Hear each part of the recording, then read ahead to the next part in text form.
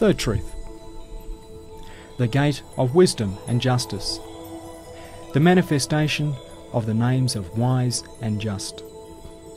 Is it at all possible that the Lord of glory, who demonstrates his dominical sovereignty in the wisdom and order, the justice and equilibrium that pervades all things, from the atom to the sun, should not bestow favour on those believers who seek refuge beneath the protective wing of his dominicality, who believe in his wisdom and justice, and whose acts are for the purpose of worshipping him?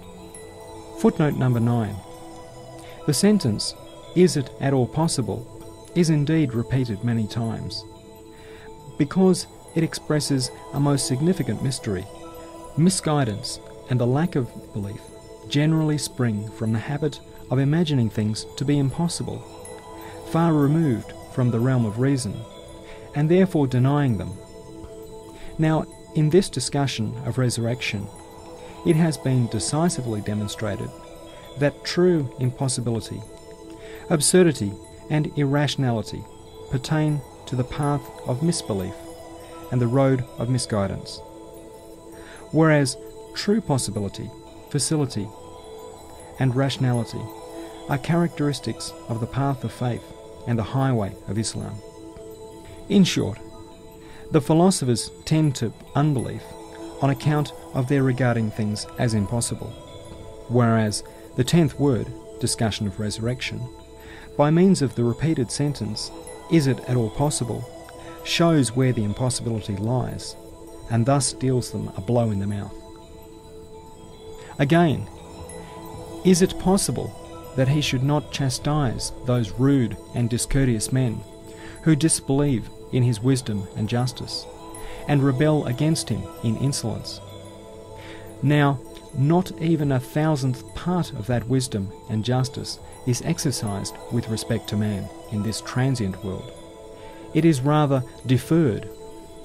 Most of the people of misguidance leave this world unpunished, and most of the people of guidance leave it unrewarded.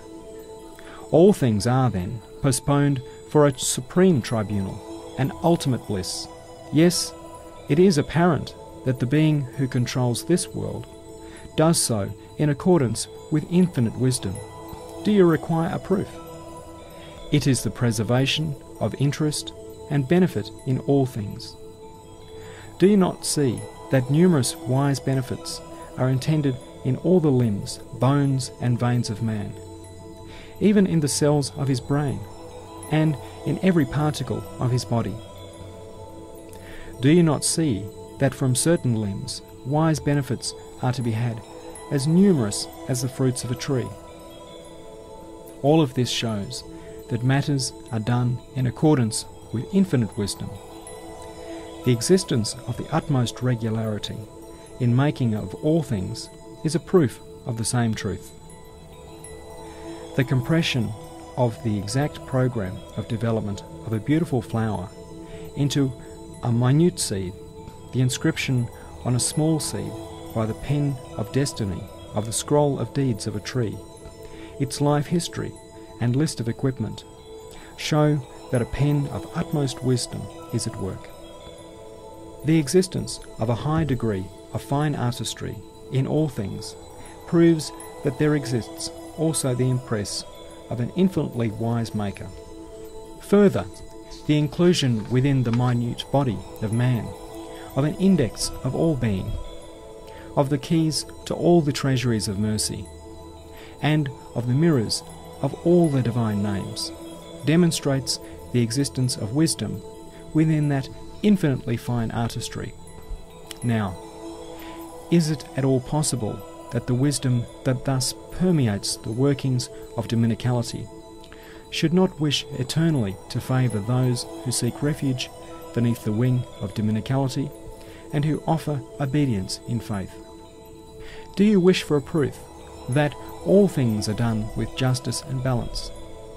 The fact that all things are endowed with being, given shape and put in their appropriate place in accordance with precise equilibrium and in appropriate measure, shows that all matters are done in accordance with infinite justice and balance.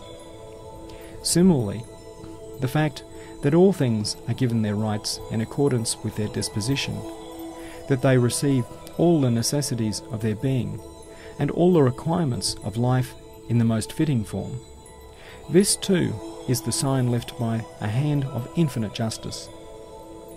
Again, the fact that answer is always given to every petition and request made by the tongue of disposition, and of natural need or necessity, demonstrates the existence of infinite justice and wisdom.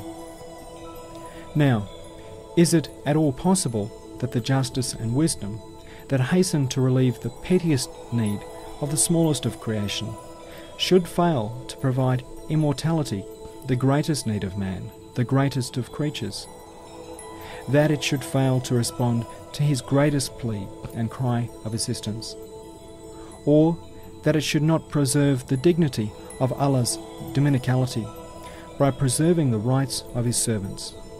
Man, whose life is so brief, cannot experience the true essence of justice in this transient world. It is for this reason that matters are postponed for a supreme tribunal. For true justice requires that man, this apparently petty creature, should be rewarded and punished, not in accordance with his pettiness, but in accordance with the magnitude of his crime, the importance of his nature and greatness of his function. Since this passing and transient world is far from manifesting such wisdom and justice for man, who is created for eternity, of necessity there will be an eternal hell and everlasting paradise of that just and awesome possessor of beauty, that wise and beauteous possessor